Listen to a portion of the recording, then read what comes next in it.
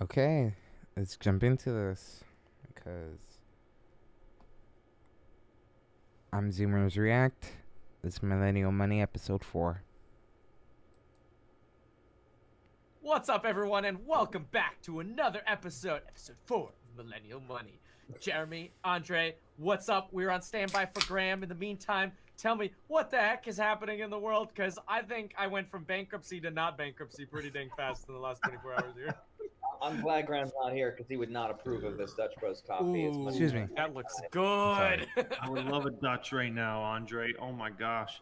Jeremy, I think you need that right now. You were just telling us about how my wife just brought home some shrimp from this Mexican restaurant. I'm telling you, it was in this habanero sauce. It's so spicy.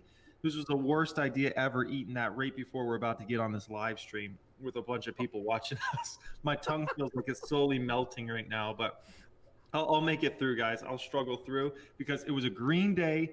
And Kevin, I don't even want to know how much money you made. Maybe at some point in this episode we'll get into that, but you must have made so much money today. I can't even explain it, man. Congrats to you. I wanted to say that was a great video. I love the Jim Cramer substitute. Can we get that every Monday? That was awesome. I'm so sad I missed that. Yeah. Well, thanks for that. I had a lot of fun with it. I hope I don't get sued, bro. But yeah, man. I mean, today was, geez. I'll tell you though. Even though today was green and nice, there was a lot of pain the last like 10 days. This market was something else. I'm loving it. Oh my god, I love it. I've been buying.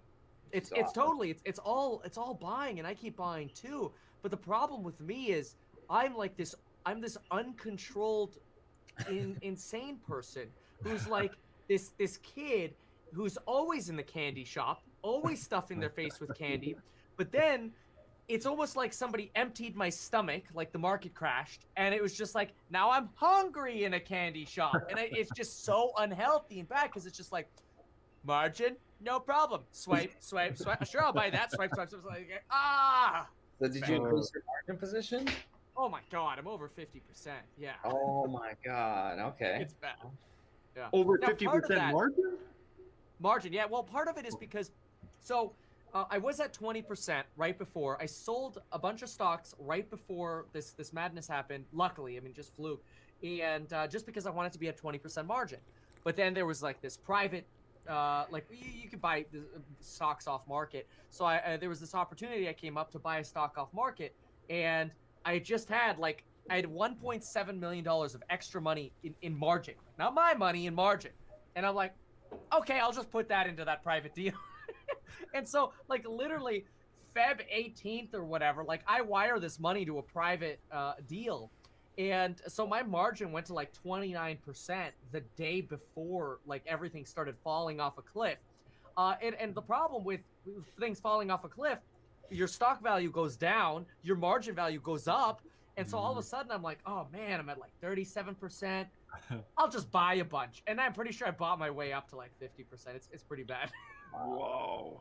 Well, if you got the money to do it, man. Yeah. It's scary though, because it's like, I've got options in Robinhood, but you don't get any margin collateral on options, and margins like evaporate fast in a crash, right? So anybody who's like heavy on margins in a crash, they get boned, like, Do you have real a plan? bad. Do you have a plan if that happens? What's your plan of attack if that happens? Yeah, I kind of. So This is 3 weeks ago, so I'm not sure this is before everyone stopped using Robinhood or not. it always comes down Can't to remember. how extreme it gets. I mean, there's always a risk with this stuff. But I've got about 10% in margin. I'm sorry, 10% in options. There's nothing I could really do with the options because the options go so dirt cheap. Like, the last thing I would want to sell would be options in a crash because you get nothing for them. You just get ripped off. So I have about 1.5 in cash that I could use to buffer margin, Okay. which I've got like 7.5 of margin. It's pretty bad. That's like 10% Tesla going down. That you would probably lose around that, right? If what? 1.5. If Tesla dropped 1.5. 10%, yeah. Oh, yeah, sure, yeah. A 10% move in Tesla would probably do that, yeah. That 1.5 is a lot, but I don't know if that's enough, is it? No, it really isn't. So look, the last deep numbers that I did, it was before the Friday crash. I think it was like on the Thursday crash. I did my numbers. I'm like, okay, so I'm at like 43% margin, or maybe it was like 46% or 47%, something like that. Either way, if I took all the cash I had, it would only drop me 6% in margin. So it'd bring me down another 6%. Then I would have to pull my credit lines, which would drop me another 2 or 3%. So I'd have another buffer there. If I sold out my Bitcoin, I'd be able, unless that crashed, I'd be able to get down maybe another 3%. So I've really only got like a 12 or 13% buffer. And when you're sitting at 47 percentage points, it's painful. Yeah. That's terrifying. I feel like if the market drops, the crypto market would equally drop, if not more. I don't think people are gonna flock to crypto. They're not gonna be like, oh, safe haven, Bitcoin. They're not gonna do that. Well, yeah. So when Bitcoin was going down 20%, which it did just in the last couple weeks, it went from like 57 to like 43 or something at one point. I'm like, here we go. This is how your boy Kevin gets reamed. And then the next thing that happens is interest rates go up and all my property values get slashed. And I'm just ultra effed. Dude, I had this scary ad come on YouTube earlier today. I was like driving home and I was like listening to YouTube, and this ad came on for, I don't know, some sort of, I don't know if it was a brokerage or what in the crypto market, right? They said essentially 24x margin you can take out on Dogecoin. And I was like, what? That sounds like what? I'm like, oh gosh, this is not going to end well. 24x on Doge. And I didn't look into the specifics. Maybe it's only up to like, $5,000 or something like that. But I was like, oh my gosh. Jeez. And that's the stuff where it's just like, people complain about Robinhood making it too easy to get into like options or 100% margin, which is basically 2x margin to be relative to that. But what like 24x? I mean, I get scared when people talk about 4x margin, which you can get at TD Ameritrade. Like, geez, 24x. I mean, that just sounds like literally you're just asking for bankruptcy.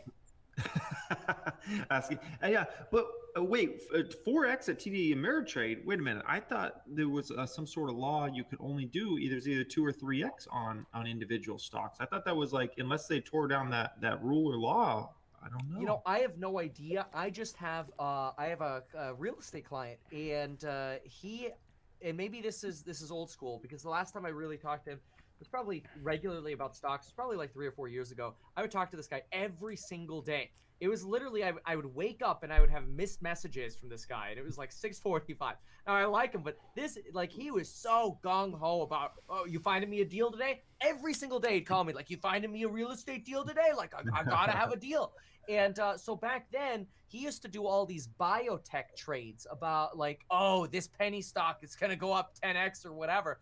And sometimes like he'd be fully leveraged, and it would go like so well. Like there were times this one penny stock he was in, it was some pharmaceutical 5 years ago. I don't know, maybe somebody in the comments knows this stock. Something about testing for diabetes, or like an inhalant for diabetes or whatever, insulin inhalant. I have no idea. Anyway, the thing went from like $1 to $5, and he was, at least that's what he told me, he was 4x leverage. So I don't know if that meant like his 1x plus 3x leverage at TD. But he was at TD. Okay. And I mean, the guy was making bank, but the guy had lost everything in his life 3 times. Like 3 times in his life, he went from millionaire to zero, millionaire to zero, millionaire to zero. And it's like, I don't want to do that. So, I'm like, oh, I'll maybe do the 20% margin. I got a little, extended there at the 29-30% margin right before this. But yeah, man, big margin, scary. Are you excited? What's up, Graham? There we go. I thought it started at 7 for some reason. Hey, where did I get that? Hey man, listen, we're talking about going 24x margin on Doge. What do you think? Why not? We're in Vegas. Doge to the moon. That's what I moved for Vegas for. Graham, I'm breaking your cardinal rule. I'm not drinking 20-cent iced coffee. I'm sorry, man. Oh no, what is that? Dutch Bros. What is that? I've never seen that It's before. so good, right, Jeremy? Dutch is the best. I don't want to look at the sugar content, but they are. I got my coffee here. It's been sitting a little too long though, but that looks like it's 3 weeks old, bro. Just don't tell anybody. That's how Graham really saves money. Actually, are you guys excited for tomorrow? It's fermented coffee. No one's excited for I'm tomorrow. excited. No, I'm kidding. excited to see what's going to happen with inflation numbers. I'm really curious Yeah. about it.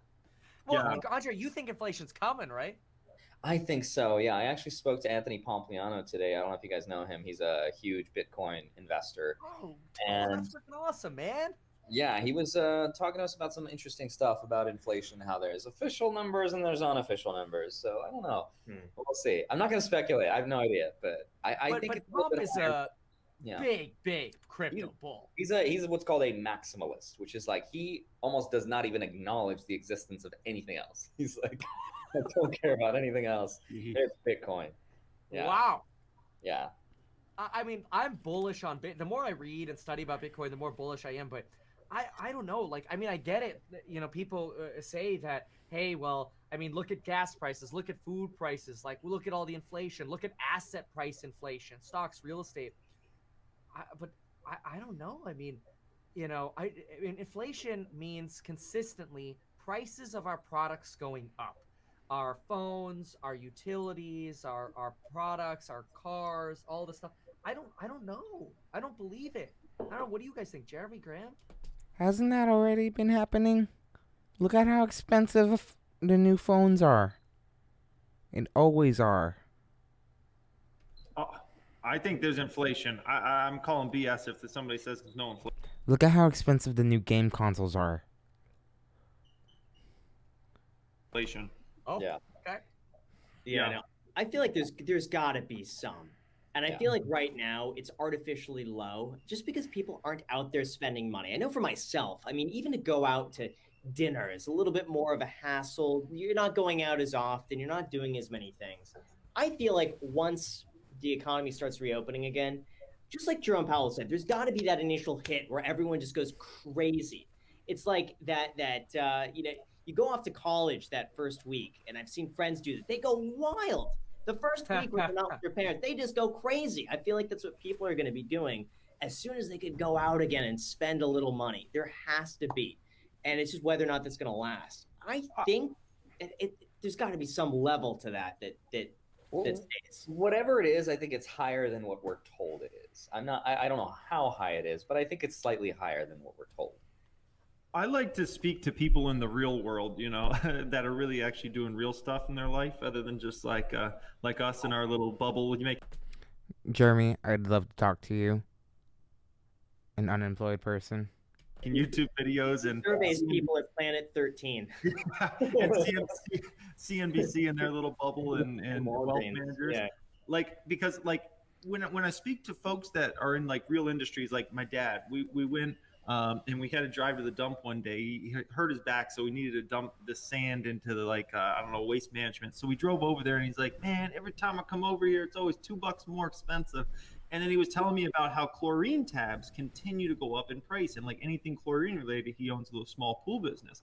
And I just like listen to these things, and he's like, "Yeah, a bucket of tabs is $50 more expensive than it was at this time last year." I'm like, And then I talk with another friend who's in the ductwork business, and he's telling me they're having to do like surcharges because of steel and aluminum prices have been out of whack. And then I'm hearing about oil prices are starting to go up. And you're seeing all these things. And then I just read something recently about lumber is at like record highs right now. And I'm like you just sometimes got to talk to people in the real world that actually do real jobs, I call it, for a living. And then all of a sudden you're like, oh my gosh, everything's getting more expensive. How they say there's no inflation? It just doesn't make any sense, man. Right. It doesn't make any dang sense. Actually, speaking of real estate, I do agree with your real estate materials, but I have a question for Graham and Kevin. So I'm not a landlord, but I'm a tenant. You guys are landlords. I have a question. So I've been in my place here for 5 going on 6 years as a renter. And you know, the carpets aren't perfect. You know, they get dirty after a while. At what point is it okay to be like, "Hey, landlord, don't take my security deposit. It just kind of happens," or is this? Here's the thing, that's normal wear and tear. So I believe things like walls and carpets, they have a lifespan. So I believe, Kevin, you might know this, at least in California, I think it's like 3-4 years where all of a sudden any damage done to the carpet, they can't charge you on that. It's just wear and tear. The issue is that a landlord could do whatever they want. they could take your security deposit and say, well, that's what it is. It's damaged. And then what are you going to do? You got to Well- go to small claims court. What's crazy is we don't have a contract together. We used to because he had a management company manage his place, but for whatever reason they had a falling out, and we never signed an official contract. So there is no contract, which is kind of interesting. So Well, you still have a lease though, Yeah. with the original lease that you're still performing under. I imagine that would still yeah, I imagine that guardian the rules here. Yeah, But That would. yeah, I mean, how long have you been there? 5 years, going on 6. Yeah, you've been there so long. I wouldn't worry. I mean, like, I would clean the place up, you know, patch the holes that you made, any kind of blatant damage that you made, or you know, fix what you can, clean it up. But I wouldn't worry about like make sure it's nice and clean, broom clean. But I wouldn't worry about like, oh, the carpet's worn or you know, the walls are biffed or marked up or whatever. Paint, carpet, a lot of stuff, like Graham says, wear and tear. Yeah, just trying to find out some tips and tricks from you, landlord. I mean, the reality is, I've seen landlords, they just take the entire deposit and then they hope the tenant's not going to fight back. Right. Because for you, I mean, it's not worth it. So hopefully your landlord's not watching this and just be like, It was "Ooh, $1,200, so it's really not. what? Oh, Andre, you'll be okay. I think I'll be all right. I'm frugal. You know how many coffees that $1,200 buys? That's a lot. I know. Did you buy or did you take pictures? It's a when you whole moved in? stimmy. I did. Yeah. Okay, good. So clean up nicely, take pictures after the fact, document it very well. You know, inside the oven, behind doors. You know, the things that people usually forget. You'll be fine, man. Yeah. All right. So not I too- want to ask though about inflation. So okay, like let's go down that path. Construction, ducts, commodity prices, all this stuff going up. Partially, in my opinion, in relation to all this real estate demand that's going on.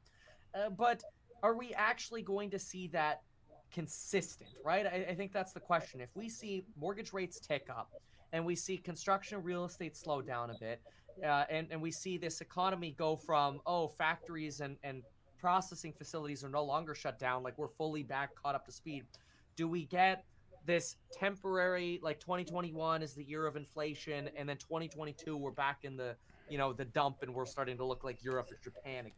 So interestingly, I don't want to be Dr. Doom, but yesterday I just read an article by Dr. Doom.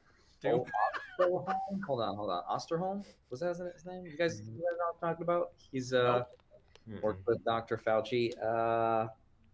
Hold on, I'm looking at it right now. Article says his name is Michael Osterholm. So Got it. he's kind of staking his career right now. There's an article on New York Mag. Very interesting article about him basically. Sorry, go ahead, Jeremy. I was just gonna say staking, as in, are we talking about cryptos now and NFTs?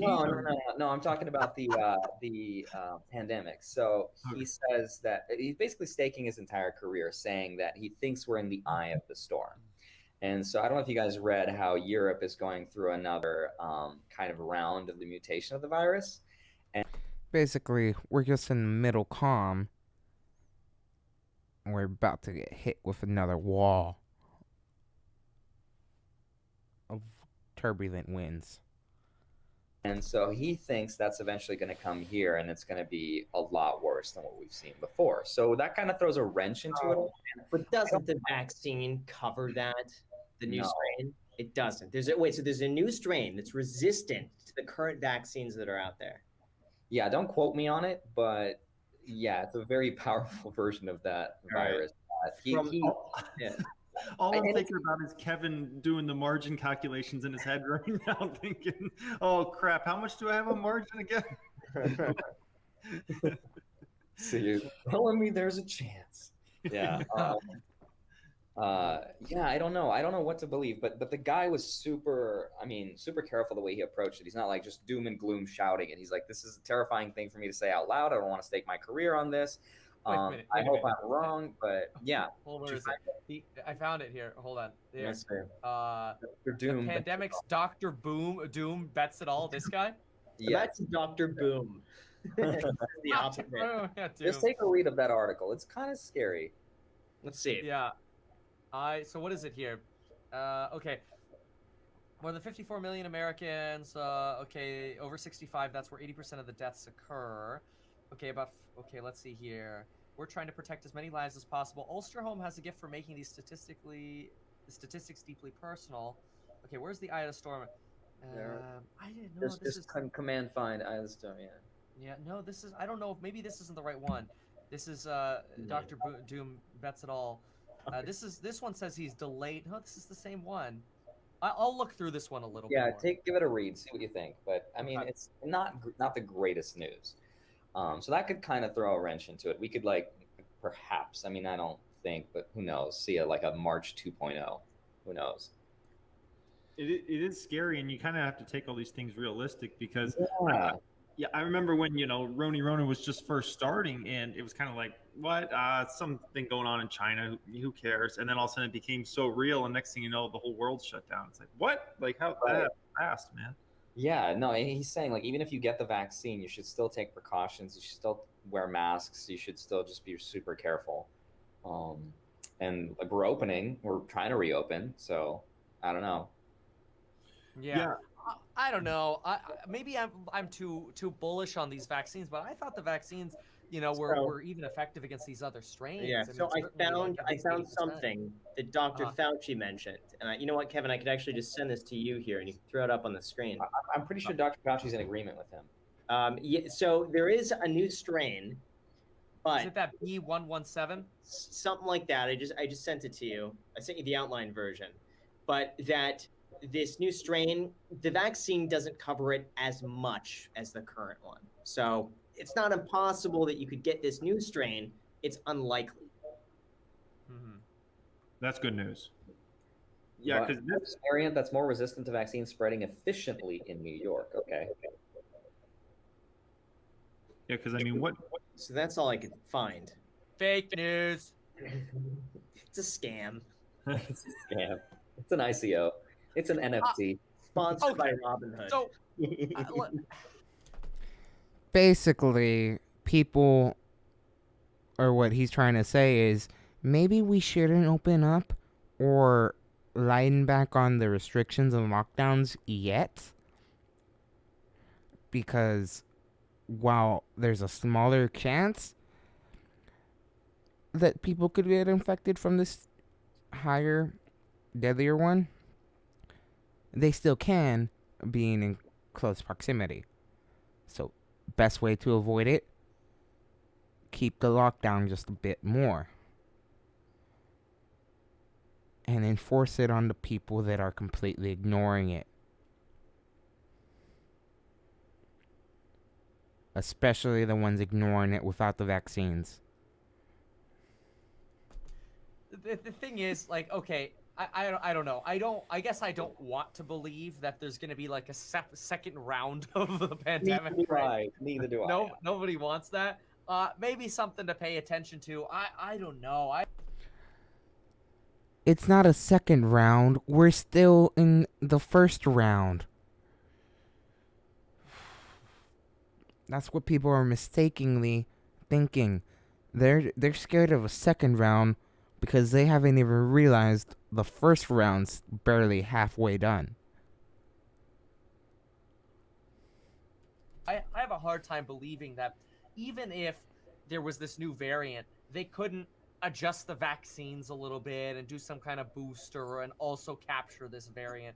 Well, what they're saying is we're going to have periodic shots throughout the year that we'll have to come back in and get and strengthen our immune system. But, with people, not everyone's going to do that. And Pfizer, WBA.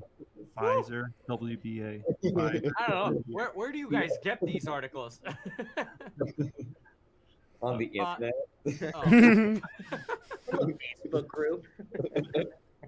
Fair. So, I don't know. I guess, yeah. I mean, if we had another March-style crash, which I just have this hard time believing. But here's the thing.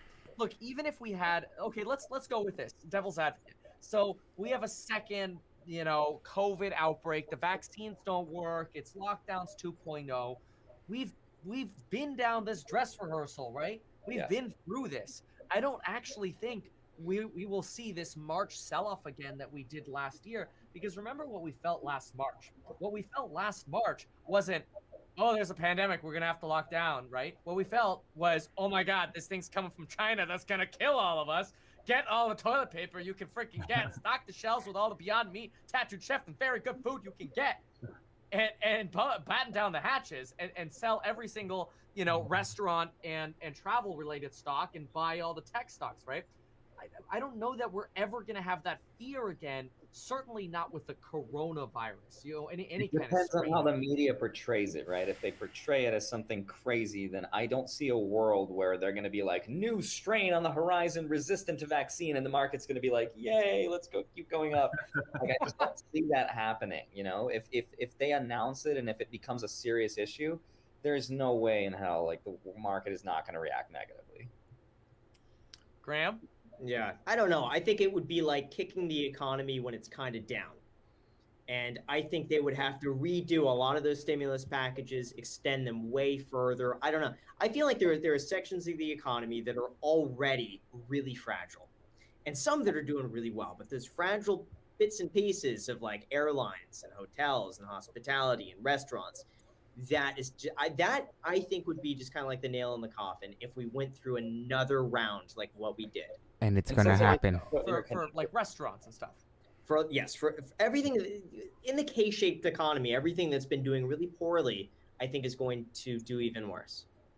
It's going to be hard to sustain a lot of that, and they would have to come up with so much money to be able to help people out like that. Either way, it seems like inflation is coming in that scenario, right? In that scenario, okay, fair. If that happened, yeah, that would be a massive issue because now the government's having to probably double down on the amount of stimulus that we've done.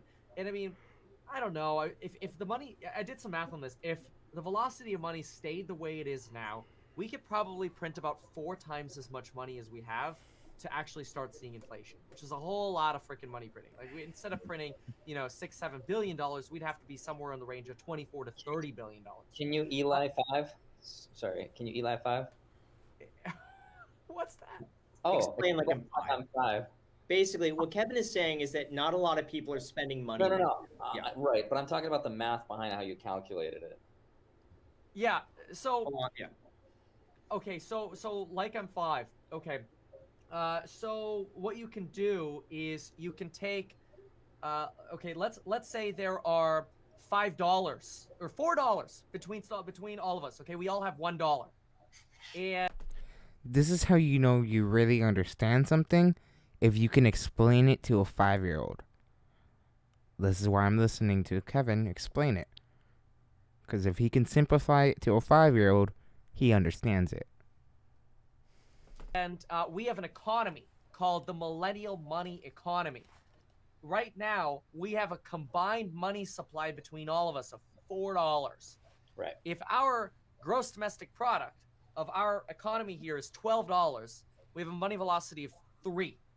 If we usually have a money velocity of 5, in a normal market, and we go, let's say we print a bunch of money right now, and we each double the amount of dollars we have, then now we've got, let's say, okay, now we've had a lot of stimulus. Now instead of each of us having $1, we've got $2. Now our economy, the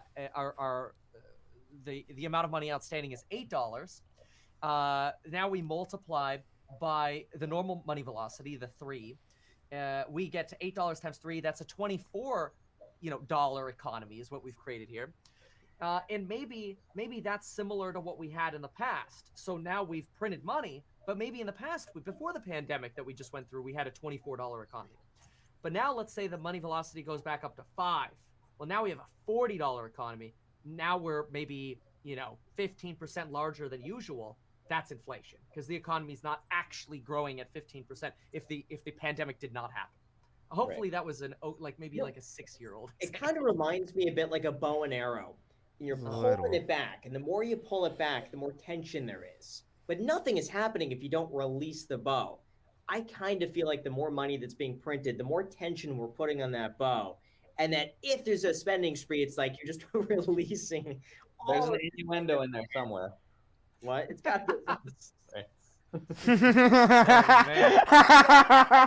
So I guess I mean the counter argument to that though, Graham, is while at the same time maybe all this money printing, like the Jerome Powell with the crank, is pulling that bow back. At the same time, a lot of people over this pandemic have realized unless you own real estate and stocks, you're getting effed in this country. You're screwed. So people are now taking more money, throwing it into the markets through whatever investment they can get their hands on. I mean, heck, people are trying to put money into NFTs because they'd rather than spend the money, they would rather buy NFTs. And honestly, if it's between buying a Coach purse and buying an NFT, in this day and age, go buy an NFT. You see what I'm saying? Like, I'd rather Andre did that.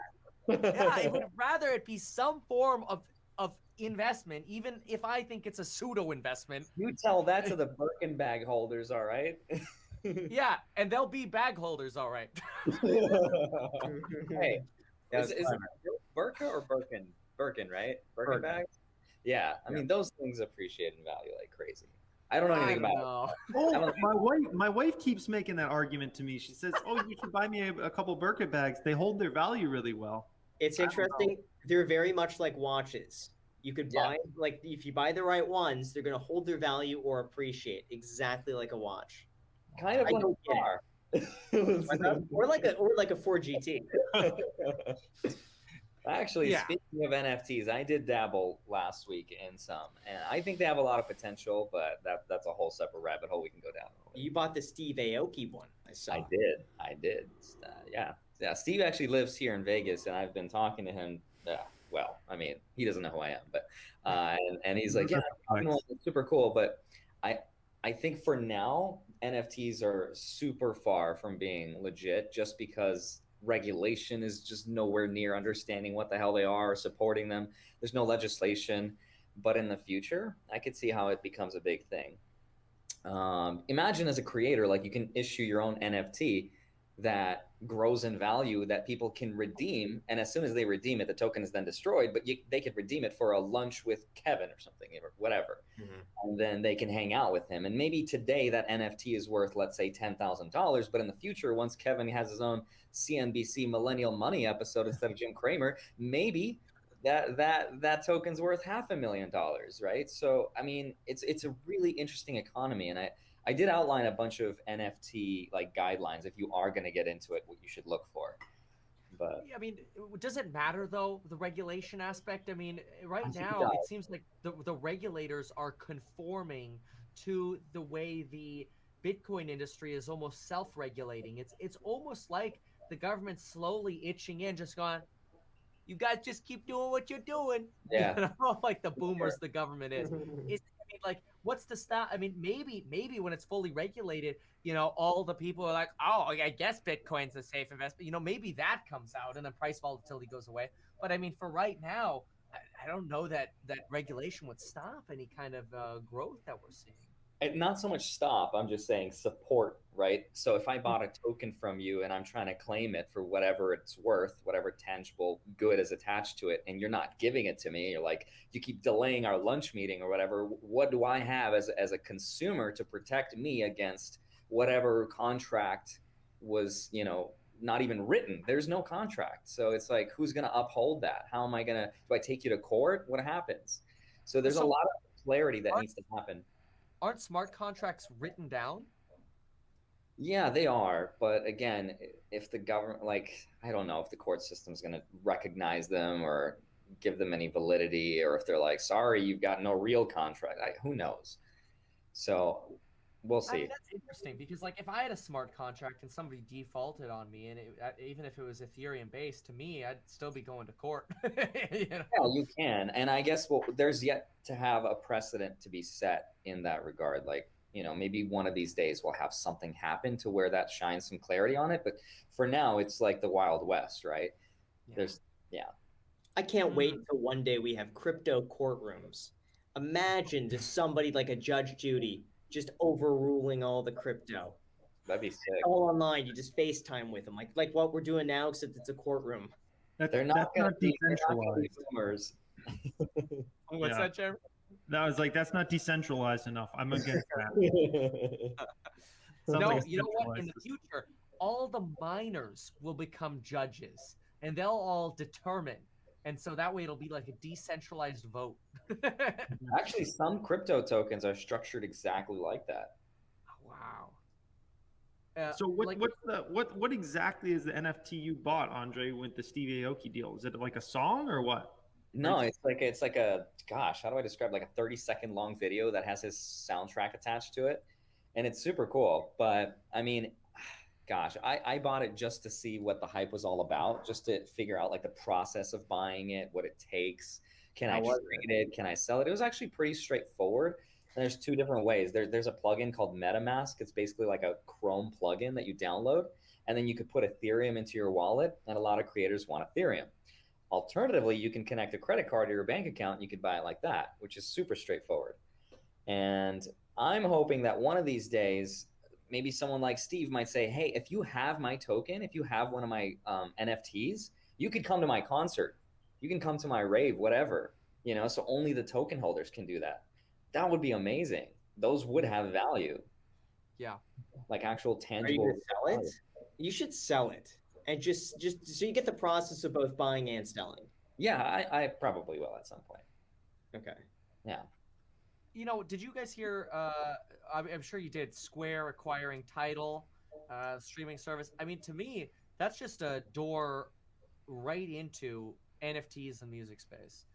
Cutting out the licensing companies, instead letting the creators take more profits, and Square then got for the Tidal. community to share in the gains. That's I big would love to know news. your guys' thoughts on NFTs because I kind of get it. I'm still figuring it out. I'm not gonna say I'm like an expert at it, but I'd love to hear your thoughts about like, do you guys think Okay, it have a future? Are they a scam? Are they a bubble? let me share my thoughts on the whole music thing Yeah, because I have heard this concept of like being able to sell an NFT and then you get the royalties on, let's say, a song or something like that, or part royalties.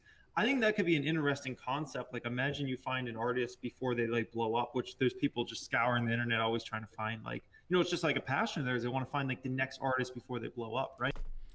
The problem with song and music artists NFTs are that they're going the NFT route because legally some artists, if not most artists, cannot copyright certain parts of their songs as original because almost all music has already been produced before and is similar to other types of music that's already out there.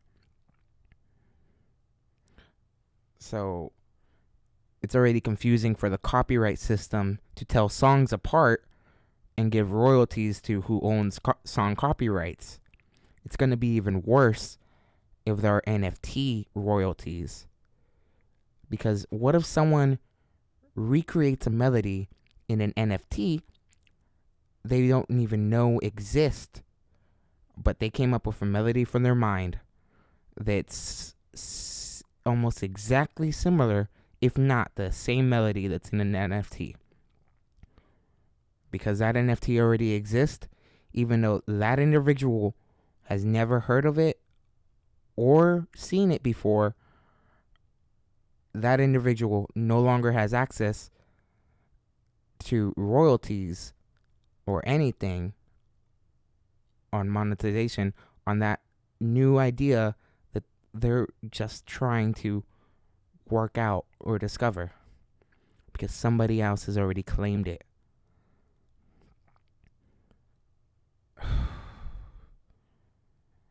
It's going to be very tricky in the music industry. It's already getting tricky now. Right. And I mean, imagine you get some of these songs that end up going huge, and next thing you know, I mean, you can make crazy amounts of money and things like that. So I understand on that concept. There's other industries and things I'm not quite understanding it. I know today on like CNBC they were talking about something about like Rob Gronkowski, tight end in the NFL. He's going to do some like playing card NFTs. He's going to sell. And I'm like, okay, I'm still trying to wrap my head around that a little bit, but I do understand the music side. I was like, that's pretty intriguing. Yeah, it's not limited to music. It's everything. It's going to infiltrate everything. Again, I think it's far away from like a regulatory standpoint. The technology's there. And then Graham, I saw your interview with Blau. That was interesting. Yeah, he Tell me is about that. awesome. Everything he said was way over my head. By the way, he's here in Vegas, and he's actually from the magic world. Like, he does magic. Like, people in the magic community know it's amazing. It's a small I world. had no idea. He is That so is- smart. That was a Kevin, good video. oh, you watched it? Yeah, I mean that he is Yeah. somebody that I would love. I don't have a connection, Graham. Yeah. I need to go watch that I would video and love react to it. just to understand the NFT and just ask some other questions because, I mean, you had great questions. I just had like every question you asked, I had like 10 more. You know, like that conversation, I feel like could have gone on for 10 hours. And I mean, there's only so much you can do. Yeah. You know If what? you I'm have sure at space. one point we could bring him on here. He's been so big, like scheduling him in took like 2 weeks just to get 1 hour. And he was prompt, by the way. Like he showed up right on time. And then after the hour, he's like, all right, I got another place to be. He was up on Whoa. schedule him. to Crazy. talk about. He's one of the few people I feel like when I was talking about NFTs, who's completely unbiased, who's Yeah. never trying to sell you anything, who like doesn't necessarily like need the money. It's just a passion. You definitely feel that from him. That there's no like upsell. Like it's He has not a record, right? For anybody watching, by the way, who didn't see that video, he sold the record. 11 million, was it? $11.6 million. He broke the record for NFTs One day. one day. Now, What did now, he do? I mean, in some sense, that sounds a little potentially biased, right? Yeah, He's that's going to what be I was selling saying. more of these, right? But and he's also the guy who's talking about having a house menagerie style of digital art collections on his walls, and I'm like, wow. I mean, maybe I'm missing something, but that actually, I in some sense, see that. kind of sounds interesting. You know, like 100%. digital artwork. I would love digital artwork that you could plug in, that you connect to it, and could just move the piece around, that you have it on your. I could see that happening. I Yeah, have a and your QR code. certificate. Yeah, Yeah. no certificate. There's a QR code. You could go with your phone, scan it, and be like, "Oh yeah, that belongs to you. That is verifiable on the blockchain." Wait. That's interesting. What you're saying is like you could come into my, Grotto, man cave. hallway or whatever, right? And then like here, that's my, Blau from 2021. Here's, Boomer whatever. That's my Blau from 2021. And somebody, oh, that's so cool. They could QR code and go, oh, damn, you actually did buy that in 2020. That's what you're saying. Yes. That's pretty cool. That I like. Yeah. 'Cause I think haven't it's gonna found be any other use for QR codes. Like, restaurant menus. Restaurant menus. really? Wait, is Yeah. this a Vegas thing? No, everywhere. What? Every table you ever go to throughout, well, I guess just LA and Vegas that I've been to. But yeah, you get to the table, there's a QR code, you scan it on your phone, the menu comes up. Where Kevin have you never been, makes out of the Kevin? studio. Kevin hasn't I left have the not house this year. left. Have you seen how many videos I do? Yes, that's amazing. Kevin, You're Here's an honest question for you. What are you I going to need to do work when on everything opens back up Elite again? Kevin videos. Are you going to keep the same schedule, or are you just like permanently like locked in? Like we could just close your door shut, drill it closed, you'll be just fine. You know what I would love to do, and I don't know what will happen, but what I would love to do is, let's say the pandemic's over, people are vaccinated, or it's over, or whatever. I would love to just be able to do the same style of videos I do, but from wherever the F I want to be. So if I'm in freaking Mallorca, or I'm in Paris, or I'm in Germany, and I'm on the beach, or I'm in a forest, I don't care. I'll just whip out my phone and go, guys, can you believe what Jerome Powell just said? And then go back to doing whatever I'm doing. Like that would just be That'd be cool. amazing. How I are would you love gonna fortify yourself? You got that giant door. Yeah, that is the downside of filming outside versus the benefit of filming in here.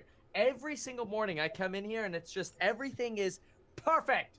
It takes me 30 seconds and I'm up and running because it's all the same. You film outside, the freaking garbage truck, the lawnmowers, the airplane, it sucks. Yeah. Hey, who cleans that room, Kevin? You clean it, or you have somebody professionally clean it? Because that must get dirty. You're in there 24/7, man. There's a tile floor and there's like one little rug, so it takes like 10 seconds to vacuum. And then every so often I actually do come in here.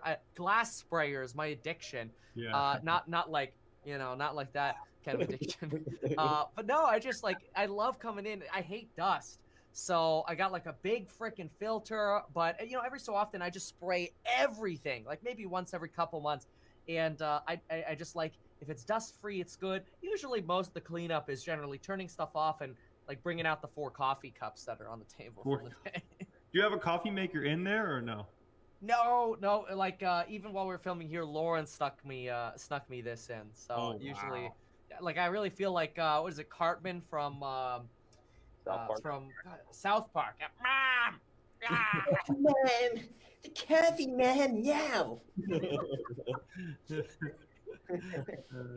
gosh. Does she sneak you food when you're hungry too, or how's that work? Usually I go out for coffee, and it's fun too because one of the reasons I love having the kids here and the double doors is when I go out there I could just fight with the kids or wrestle with the kids or whatever. So that's pretty fun. It changes the pace, and then I could play for 15-20 minutes and come back. Because if you just sit and stare at the monitor all day long, like at some point your eyes cross and you can't even process what you want to talk about anymore. I don't know. Don't you guys ever feel that way? You guys playing videos? I mean, Jeremy, you're cranking out like twice as many videos as you used to. Yeah, but mine are real easy, man. Just record on Loom, hit the record button, and just talk about something. So it's not that hard. But yeah, I mean, I don't know. The Loom stuff is it's really like easy. And I know you don't use Loom, but you use another service. And I gotta say, man, that it is nice, like not having to prep like a bunch of slides, because like the prep time for my usual videos that I put on like the main channel or second channel, I mean, the prep time for that is like 2-3 hours, which I know is nothing compared to like Andre or Graham. But like for me, God, like, yeah, like 2 to 3 hours is like a lot of prep, right? And so, yeah, I mean, I love just being able to record. But Andre, Graham, like, what type of time are we talking about with your guys' videos for preps, records? I don't think people even know. It's I'm not as talented as Kevin. Yeah, I don't know about that, man. Just like off the cuff banter about everything and anything. So, yeah, I research a lot, and I like 3 to 6 hours minimum, like to just get my thoughts together about figuring out what the topic is, what people are interested in. Jeremy looks like he's wearing a helicopter. Oh my god, that's the funniest comment. Oh, I need to go this way. Oh, please. Right in the center. It's awesome. Oh, man, that's awesome. Stay right there, please. Hey, it gets hot. It gets hot in Arizona, man. It's probably already 80 today or 85, so I gotta stay cool. Can we put that in a thumbnail? Really quick, I've noticed a lot of comments. People want us to talk about GameStop. Oh gosh.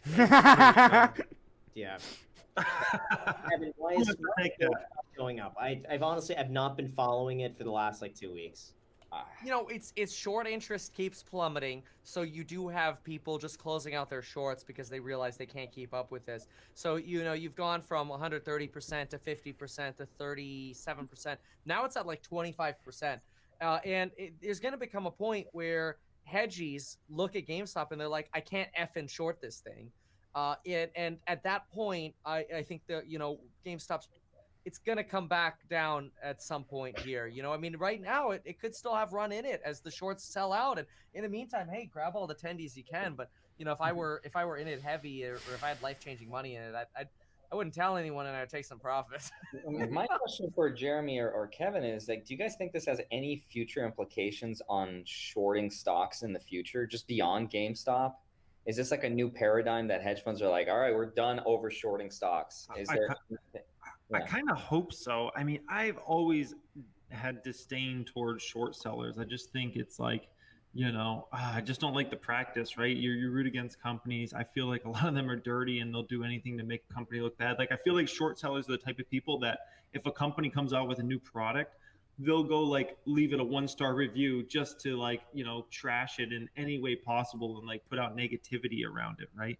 So I don't know. But I wouldn't mind it if short selling became way less popular. But I understand like the argument of like, well, short selling, it's like good because you don't want the market to get overvalued. But I don't really think that's the thing. I think at the end of the day, like bunch of people want to buy stocks at whatever valuation, they're going to do it. I don't think it matters whether people are short selling them. So I don't know. I hope it does cut down short selling. Is it I just don't is like it it, man. possible for a stock to limit how much a stock could be shorted, so it's impossible to short more than 100%?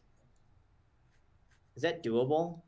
I don't know the specific parameters around that. I mean, I've never even seen over like a 30% or 40% of a stock, but this GameStop situation was something like 100% or more than 100%.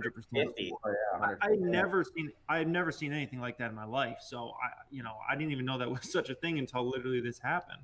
I mean, usually like if you get 30 to 40% of the shares shorted, that's crazy massive. Just for like context, that's like, this is ridiculous. Do you guys know, statistically speaking, are more short sellers, do they tend to be retail or do they tend to be hedge funds? Is there a way to check that? Funds usually, not to say not to say retail folks won't do it, but usually it's funds.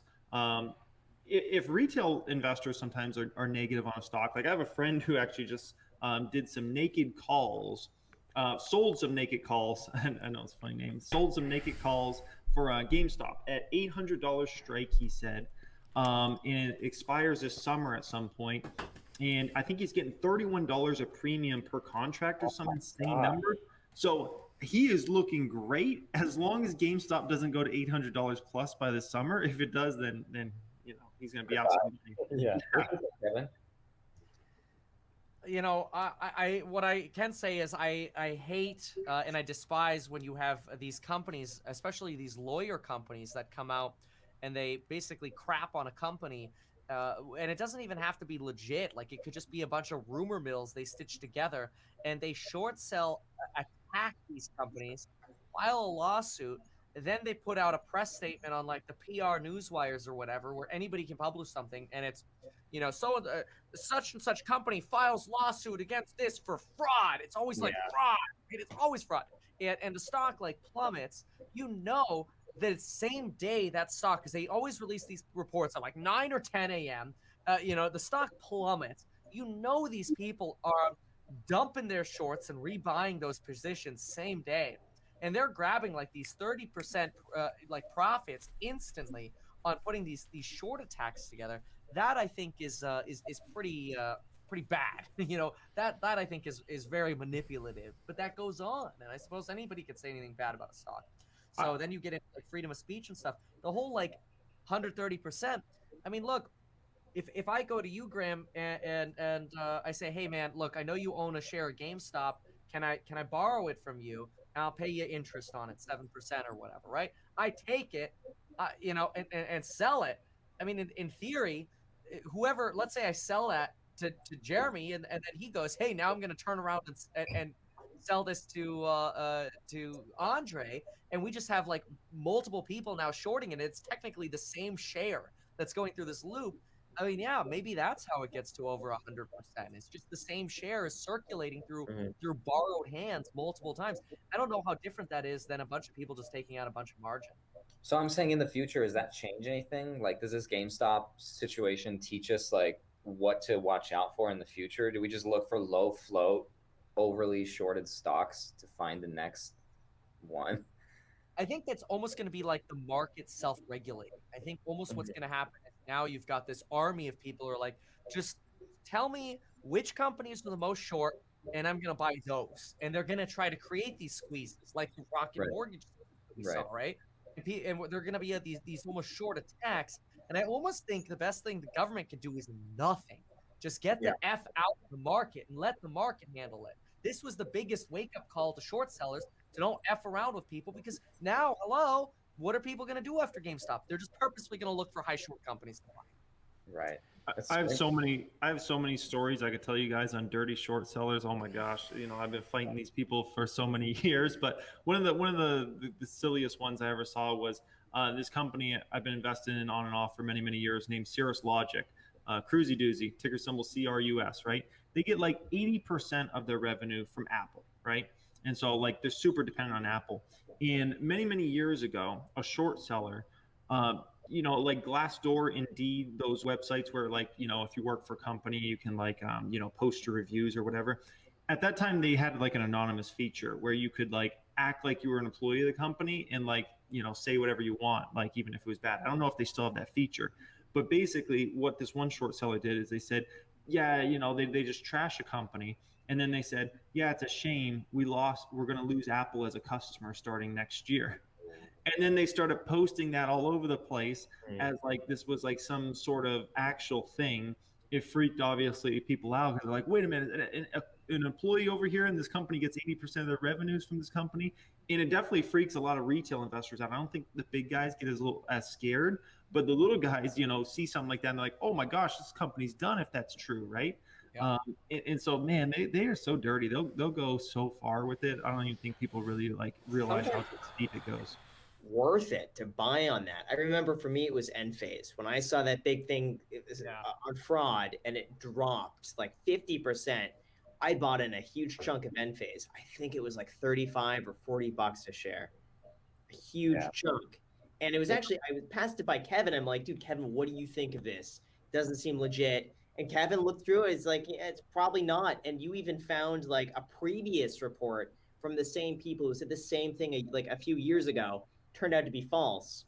Same thing happened and the stock price went up. So it's almost like you could find these things and then trade them. Yep. Yeah. It's manipulation. It's almost like the big boy version of the penny stocking newsletters. It's like, oh, short this stock, and you're like, okay. Penny stocks. That's one thing I see a lot of, like these random pharmaceutical companies. Like, have you ever seen those? Like, oh, it might get FDA approval, and you see these stocks that are like literally 5 cents, and they go to like $1. But it's just oftentimes it's like super short lived. It's like, I don't know. Some of these I feel like they don't even have a hope of blossoming into like a real company, or it's not even like a real industry. Some of these fantastical pharmaceuticals. I don't know. What's your take on these things? I've played with penny stocks when I first started investing, and I remember at the time not having enough money to have access to level 2 software, and I couldn't get around the PDT rule, the $25,000 minimum. So I'm like, I got slaughtered because of the 15-minute lag times in charts. So I would see my stock prices go up, and I'm like, great, I'll sell it now. And by the time I'm selling it, it's already down 90%.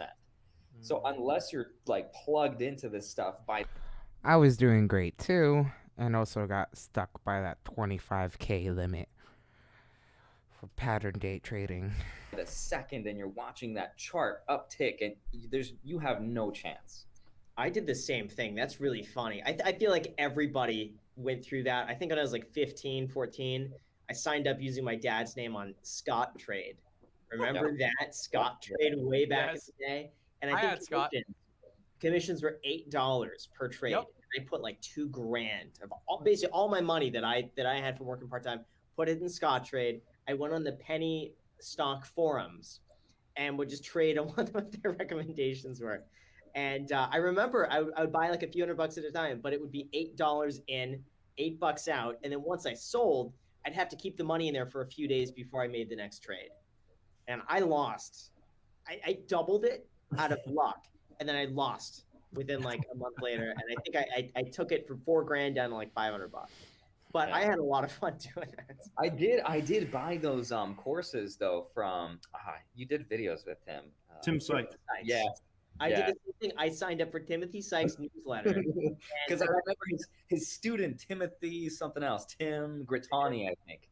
And he was like his millionaire student. And I was like, oh, I'd love to be a millionaire student. And so I watched the entire course. I think I was cross-eyed by the end of it. Like I didn't understand a single thing because he's just like talking about these charts and like tea leaves. And I'm like, what is going on? I didn't learn a single thing. That was a very valuable lesson I learned, and it only cost me $2,000. So I'm glad it didn't cost me more. Same. I think $2,000 is the right amount. I think that's better than any education you could get for at a school. Just lose $2,000 trading penny stocks. Yeah, and have a great time doing it. That's true. Oh, gosh. That's a lot. So, I mean, do you think there's this possibility that with these options, which maybe is the modern day penny stock or even penny stocks, or some of these risky bets that people are making, short-term options, whatever, is it possible that there's going to be this large cohort of people who end up getting discouraged and they end up, they double, but they keep making the big bets until one day they just like go back to zero, right? And is it possible that we're just going to lose a bunch of people in the investing world, and maybe after this whole pandemic's done, we don't end up with as many investors as we used to have, right? And We then we already do see the velocity money go up. Yeah, we already lost a bunch. I've seen it with my views, and then I track everybody that has direct stock market channels, and no one's getting the same views they were getting like 3 or 4 weeks ago. Like it happens quick, man. Yep, Yeah. yep. I already noticed it. Like I'm having trouble hitting like 100,000 views on the main channel right now. And then I'm looking at like everybody that was like blowing up as far as like the penny stock guys. All their views have dropped dramatically very recently. So the whole space, like, it's crazy how fast it happened. It was like 3-4 weeks. Do you think, Jeremy, that's a stock market thing, or do you think that's just YouTube being cyclical and it's just like, audiences going in and out of the platform? Because I've noticed a little bit too on my channel, but I thought maybe it's because I made an NFT video. It didn't do anywhere near as well as I thought it might. And I was like, oh, maybe people are just not interested in that stuff, or they don't know what that is. And so do you think it is really the stock market, people rotating out of it, or do you think it's just maybe a YouTube platform type of thing? I think it's definitely stock market related, because you had so many people still coming in December, January, February. And then as soon as, like, imagine, put yourself in their shoes. This is their first time they're getting in the market. They just invest in something. They just buy 2 Tesla shares at $800. And immediately Tesla goes from 800 to 600, 550. And you don't have the wherewithal to like understand, I should buy the dip, or maybe you can't buy the dip. You get freaked out and you're like, oh my gosh, I get out of this. And when it happens stock after stock, it just, not everybody's like trained like buy the dip. I know we always talk about that, but not everybody's trained that way. And people just think, oh, I guess the stock market's a scam. I just lost $300 I could have to my name, or $1,000 or $10,000. And you know what this means, right? This means I said, you know what this means? This means that we need to have more diamond hand memes to spread around to people. Yeah, I don't know. I'm kind of side with both of you on this. I feel like it's maybe 50-50 between YouTube and the stock market. I've noticed the exact same thing. And my thinking is that anytime something happens in the markets and the stock market goes down, or there's anything newsworthy, the first thing people do is they go to YouTube. Yes. And they see what people are saying about it. I think when everything is relatively okay, everything's relatively stable, and plus or minus a few percent, it's not going to be the end of the world. No. But either we see 10% drops and everyone goes to YouTube, or everything is fine and people just don't have that same level of urgency like they would if the market is dropping. Although, Kevin, your channel's still like at a steady 30 million views a month. You're like insulated from all of that. Well, yeah, but that's only videos, Kevin, are still doing well. Yeah. It's probably only because I'm making twice the amount of views now, or content now. So it's like, oh, maybe it used to be 30 million views with 3 videos a day. Oh. Now it might be 30 million views with 6 videos a day. So you're actually making double amount of content. Kevin's posting 5 videos a day. Yeah. Wasn't it always 5 a day? Not always. No, 5 videos a day. The streams, right? Like the streams, I feel like they pay like a fraction of what the others do, like a published video. But I really enjoy them, and because there's really no tail to them, right? Like this live stream here, this will still be relevant in 6 days, right? But if I'm like, let's see what the market open is, I woke up this morning 6 a.m. and I'm seeing Kevin started live stream 30 minutes ago, and I'm like, do you watch what? Do you watch it too? I was telling Kevin earlier, the first thing I do when I wake up is I get my coffee, I sit down, I read what's going on the internet, and I listen to Kevin in the background. Yeah, I mean, it's fun. Kevin live stream in the morning. I gotta catch that. A good example is, so Kevin, you did the 10x penny stock alert CEO G-Tech, right? That interview. That's at 112,000 views, streamed 2 days ago or whatever. I feel like 4 or 5 weeks ago, that's at 150,000 views, 200,000 views, a video like that. But I feel like right now people are like, oh, 10x stock scam. I lost money in the stock market. It's a certain, it's like that extra 10,000, 30,000, 50,000 folks that maybe right now are just like sour on the market, or that are newer to the market. So but it's unfortunate because the best time to buy is when everything's dipping, and then some folks that get out and it's like, oh my gosh, man, but it happens. Yeah. WWKD. What's that? What would Kevin do? Oh, stop! Kevin would make Oh 10 no! fingers. That's what he would do. Did you guys see me spill beer on myself last Friday during the live stream? No. It got like the market got so bad that Lauren brought me a beer while I was drinking coffee, and because Lauren just got it out of like the refrigerator drawer or whatever, when after I take a sip, I take a sip and then I put it down on the table like this, and it must have just been riled up or whatever, and the thing starts volcanoing into my lap in the middle of the live stream. I'm like, what is happening? At the same time, like everything's down 10%. It's like, don't worry, we're fine. I'm just worried about your margin calls, man. 50%. That's terrifying right now to me. It's Okay. less now, right? Like I'll run it again right now, and we'll see what we have. See, another thing that I do, which is probably toxic, but one of the ways that I can keep my margin lower in an ironic way is buying the dip, because when I buy the dip, I am putting more collateral in. Right. But if that collateral goes down in value, it's less valuable in cash. So it's a little dicey. And confusing. What, Kevin? Okay, hypothetically, if Tesla was to go to $200 over the next 3 months, what happens? What are you looking at?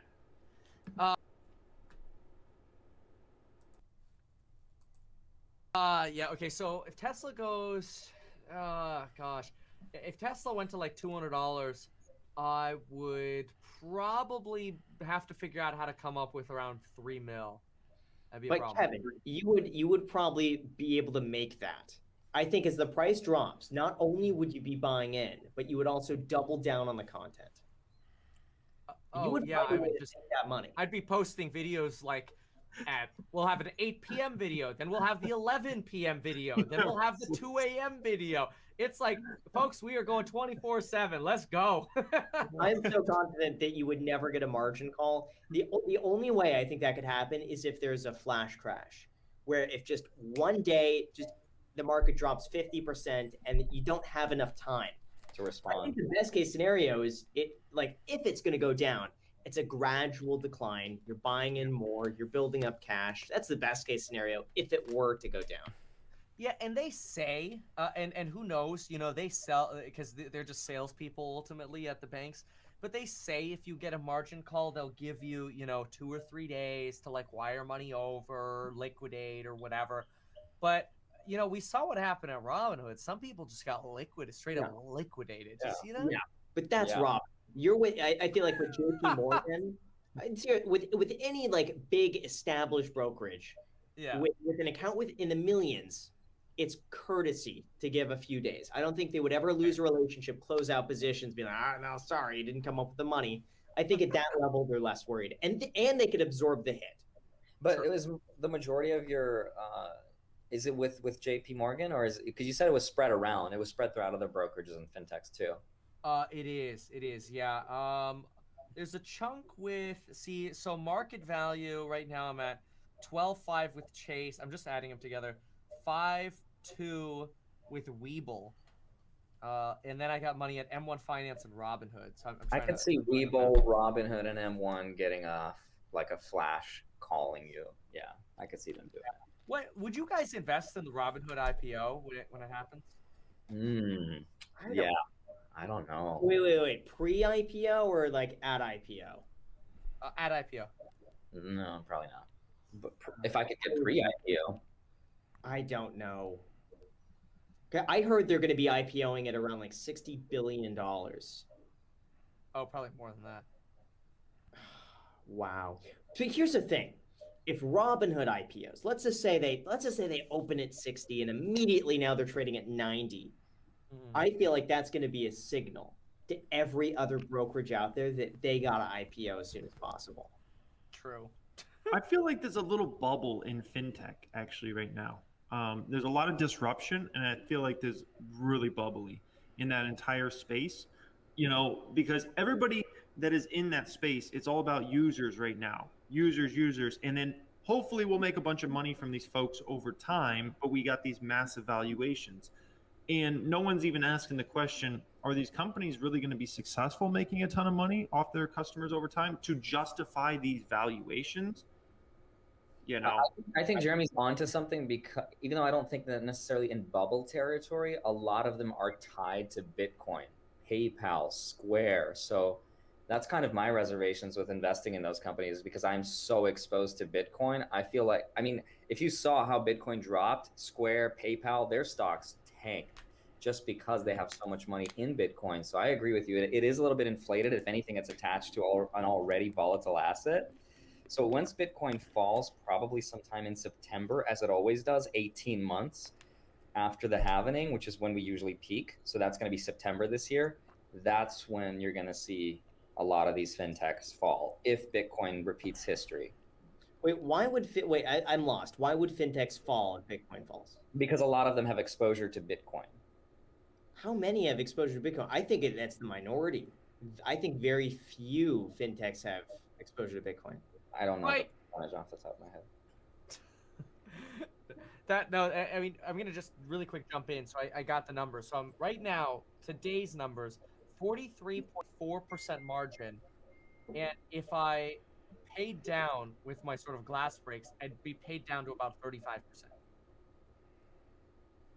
Okay, that's still terrifying. Well, I mean, that's up quite a bit. hey, I got a great place where we can do an ad break right now. Meet Kevin. Tell us how much you were up today in your portfolio. Wait, we want to know how much you were down on Friday, and then how much you're up today. Well, last week things were.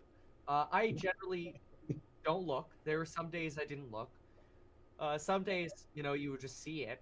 It's whatever, you're transferring money or whatever. There were a lot of -1 days, and those that's just in JP.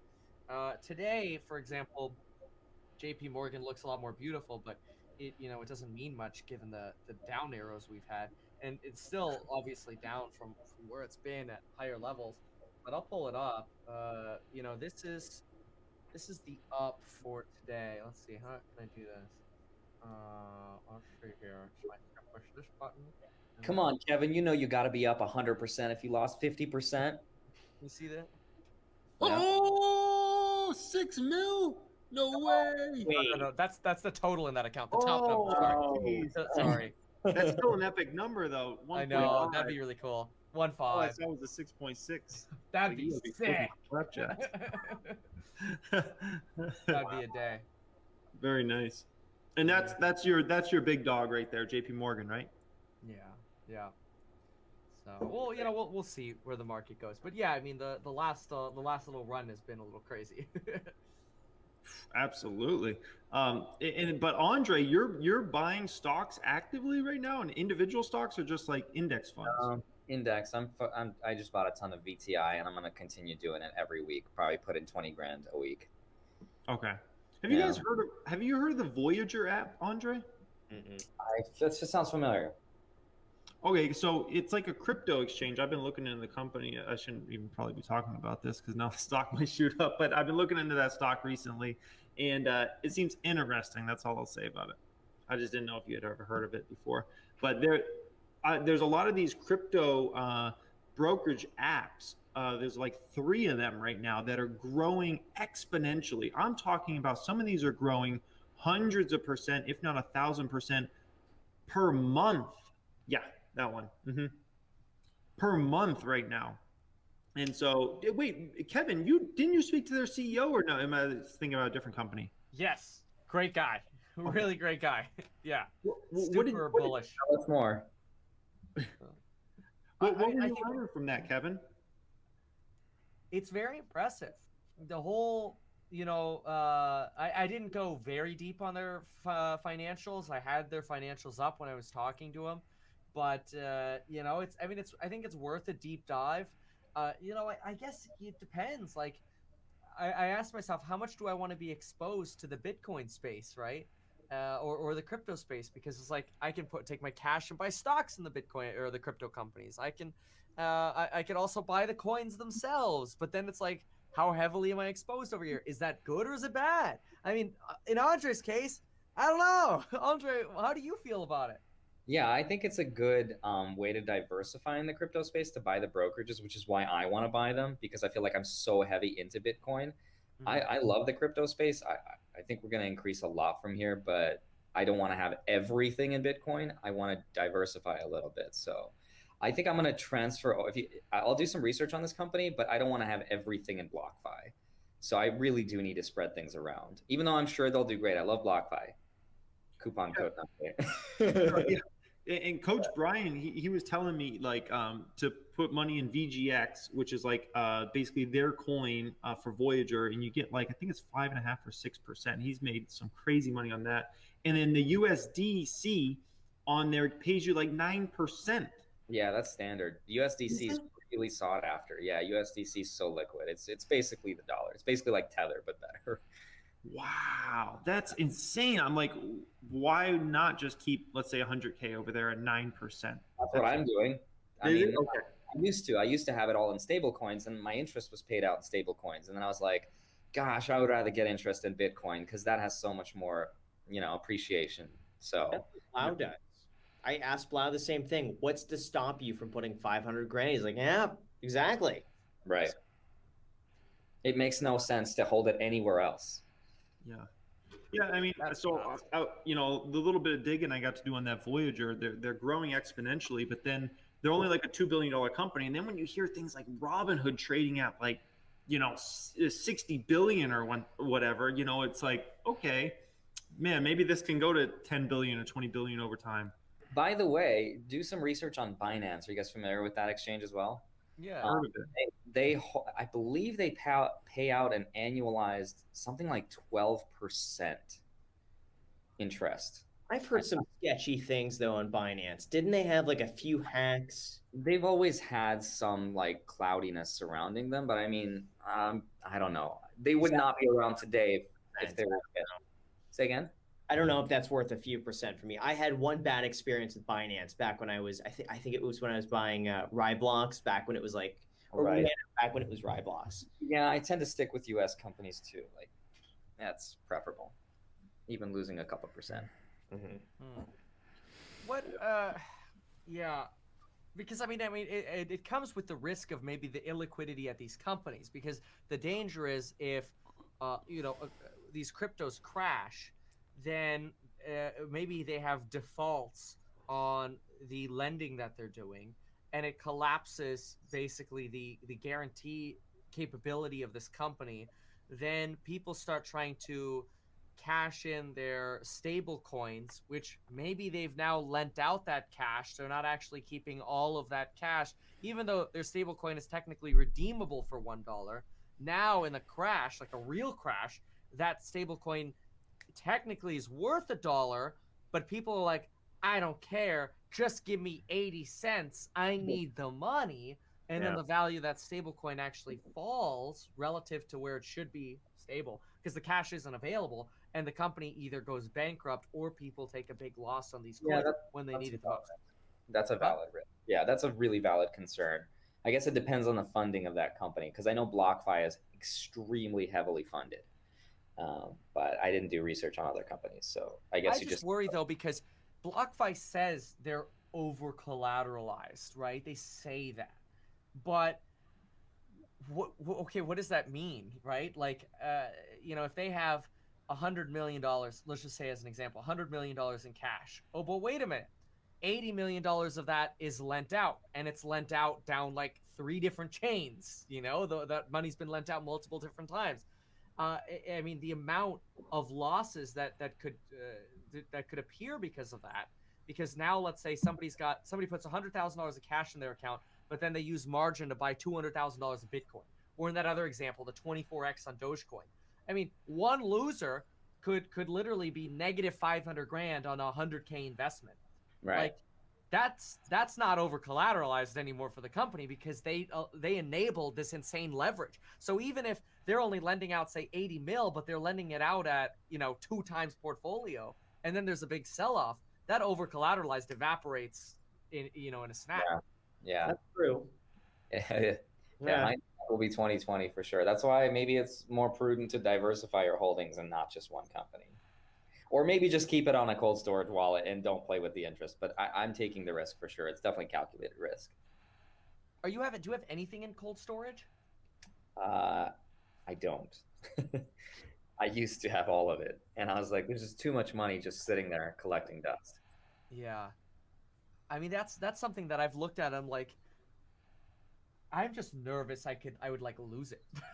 But Right. oh well. You just invest what you're willing to lose. That's what I've gone into it with. Like, if something happens, I run that risk. But my problem is I'm not willing to lose the money I invest. Like I take all my money and invest it, you know, and I'm not willing to lose it. Yeah. Hey, well, I got nothing to say. what's going on with Dave Ramsey? I heard he was buying an NFT. He was starting to buy those heavy. Is that true? Dave, No. Where did you see it? Just Oh, Could you imagine that? all right, I'm leaving. If Dave Dave Ramsey says no longer cash, margin on stocks. That's when you get out of the market. Let me ask you guys, what do you think about that? You're like, you know, there are a lot of people that are all cash, you know, just no debts, Sure. no car loan. I mean, I'm all in for support of no car loan, no credit card debt. That's fine. For vast majority of people, I think that's really good financial advice. You know, paying off the house. You know, I mean, I know, Andre, if you weren't in the situation, you'd have a mortgage on it. We'd all have mortgages on these things. Are we nuts? Like, why are we so okay with debt? Why are we so desensitized? I don't know. Part of me fantasizes all the time of paying off the mortgages and just moving the money from the savings account and just knocking them all out, and then just being, you know what, it's simple. And I part of me kind of just there is a peace of mind that you get by not having debt, by not having payment. No matter what happens, it's all profit. I would say back when I was really trying to like grow my net worth, like I really looked at like every dollar so carefully, and I'm like, well, if I invested over here and I pay this, I could make $100 a month. And I'd say as you start making more money, that $100 a month is like, is that really worth the mental space? And I would say honestly, like if I got $100 million overnight, the first thing I'd do is pay off all the debt, just because it's not worth the mental space to save the money. Now, if I were just starting out, it would be worth it to me to leverage as much as possible and pay attention to the nickel and dimes. But like the car, the Ford GT, had this been a few years ago, I would have gotten a loan on the car for like 3%. Right. It made sense for me just buy the car outright, not have a mortgage, not have a mortgage on the guy. Jeez, it would be equivalent to a mortgage. Basically, I'm not mortgaging the car. It's just I didn't want to deal with it. So I think there is something to be said that as I'm getting older, there is a peace of mind that comes to having things paid off that I did not appreciate when I was younger. I was just gonna say that it just Graham used to be a big advocate of debt. depends on your income and it depends on your age. But like, I was actually gonna shoot one back to you, Kevin and Graham. If you had bought a house in cash, theoretically, would you get a cash out refi or would you keep it just paid off? I did that. I bought the first 3 places I bought cash, and I never refinanced them because it wasn't worth it to me to go through the hassle of a refinance. Not even saving money on property taxes due to high income. I mean, that's gonna. It's not worth. I mean, these places are worth like 250 to 280. So it's not worth to go through the hassle for that. If it were worth $2 million, I would have done it. Okay. Well, I mean, I think part of that is because I think you bought these for under $100 grand, which is actually, it's very difficult to finance them when they're under 100. And even if they're a little bit over 100, I mean, you're probably having to find like a community lender or something like that, huh? Graham. Yeah. Well, no, they went up. So I bought the first one at like 60. So basically, after they're all fixed up, they were all worth over 100. But even Okay. like, they've kind of topped out over the last few years. I mean, even like 4 years ago, I feel like they kind of reached where they should have been. Even then, I was not refinancing. What's the point? I would rather, if I'm only allowed so much of a mortgage, I would rather use the mortgage somewhere else where I felt like there was more upside. I can see that. Yeah, for me, if I bought a property cash, yeah, I would refinance it, especially if I was living in it, because I could, as a homeowner, you take advantage of the dirt cheapest of rates and the best possible terms. I mean, there's no way I would not finance the property I'm living in. Do you, To me, that would always be the case. But like, I'd rather pay off a rental property because you're always gonna have the cheapest loan on your house. And then you can have a big fat credit line on your house. Maybe you could do that. But yeah, I mean, trying to think here. If I didn't mortgage these things, I certainly wouldn't have had the growth that I've had because I wouldn't have been able to own as many properties. But there is a peace of mind to not having debt at all, not having that payment. I mean, honestly, like if I didn't have any margin, I'd just be laughing about these dips and just buying more, right?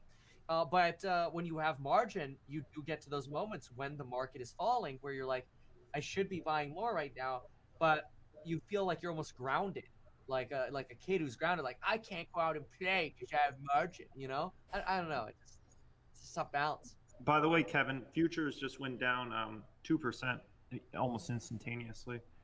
What? I'm just kidding, but they are down. They're down 0.3%. I was waiting for you to be like, no, they aren't. I'm looking at them right now. Actually, you think I'm looking at the camera, but I'm actually looking at futures as we talk. This week. how much? I've been like, did you see Elon Musk just left Tesla? He just quit. Oh gosh. Worst April Fool's jokes on the Kevin. LiDAR was right. I quit. Hey, but Andre, I feel like there's no reason to unless you have somewhere you want to put the money. I feel like there's no reason to take it back out. But if you have plans for the money, you want to invest in either stocks or cryptos or whatever. I think it makes sense. I don't know what's more valuable, staying liquid or having it tied into real estate now. I don't know. Real estate seems like a slower mover, and having the opportunity money to invest it into something else, I don't know if it's worth the trade-off or not. But my thinking, if it's over 500 grand or 600, it's probably worth it to refinance. Under that, in relation to your income, it's probably worth it, just keep it paid off. But I'd say over 5, refinance it. It makes sense. Rates are so low right now, just lock it in. And if you need to pay it off in the future, you could. That's a good point. And it's nice too. I mean, although, refinance now from cash, have a low payment. Let's say it goes up in value. You don't have to refinance it again. Like, I feel like a mistake that a lot of people do is just regularly refinance every opportunity they get, and it almost becomes their income stream. And that's really bad because, like, if then you're relying on these refinances, the market stops going up, the refinances stop, the money dries up. Now you're over leveraged. Then the market crashes. That becomes a problem. Like, I think my debt load on my real estate is like 59% or something like that. So even if the market fell, there's equity in there. I think one of the things that really helped me a lot when the first crash happened here in March, the big crash here, was being able to refinance because I never refinanced my first properties. Like, I bought them, and for 6 years I just never got a new loan. So then when this crash happened, it was just like refinance everything. And it's like, oh, cool, here's this extra money. It was like this little piggy bank. There is a benefit to having this sort of forced like piggy bank that you could always break if you needed to. Yeah, that's a good point. Yeah. Hey, we're going to get Chamath on this. That would be awesome. Yeah, we should. I think we could bring on a guest, like, every other week for 30 minutes and just grill him. Oh gosh. Put them on the spot. Just confront them. You want Vlad right in the middle of the screen. Yeah, can we put a fifth person right in the middle? Let's get DFV in here. That would be amazing. Yeah, I would love that. I reached out to him and he didn't get back to me. I'm sure he was just inundated with people who want to chat with him. Yeah. I'm sure everyone in the world, like every reporter in the world, has reached out to this guy. Like Fox, CNN, New York Times. You could bet absolutely every single one has reached out to him. He sold like what, $10 million worth? So he's fine. He's doing all right. Oh yeah, his account's at like 45 mil or something like that. He doubled down at 40. I can't believe it. Did he really? Yeah. Wow. Yeah, I love that. When they asked him, "Would you buy GameStop at 40?" He's Just like, "Yep, yes, yeah." I am. I am buying at 40, and now it's at 200. I mean, this guy to get lucky, like to get lucky once, but to do it twice, like now we're getting into astronomical odds that he was able to recreate the same thing again. He just likes the stock, man. He just likes He it. likes the stock. I like the stock too. It's We like the stock. a good stock. Jeez, man. Ay, ay, ay. What do you guys think the market's gonna do tomorrow? What are we screwed tomorrow again? Are we going back in the toilet? I wouldn't be surprised if we saw a slight dip from. I think today everyone saw it just going back up, and they just piled in, being, "Oh, I don't want to miss out on this." So I wouldn't be surprised if there's a bit of a cooling off period tomorrow. Yeah. How much did you guys put in just like over these last few weeks? Just like even percentage wise, did you go heavy on the day or just average in? I did about 80 grand last week, but it was really spread throughout. Like, if I saw something drop a lot, I'd buy in. If it dropped even more, I'd be like, well, I may as well buy more. Yeah, so I don't know, 20,000 a day ish. Okay. Yeah, I did about 40. I did about half a gram. Yeah. I'm about 1 million, but that was over like 3 weeks. Oh, okay. Wow. That's a lot. Really? Wow. Yeah, yeah. I mean, a lot of Corsair, a lot of Tattooed Chef, a lot of Facebook, GGTTF, and maybe a couple others. What's that? Well, how much did you put into Gigi?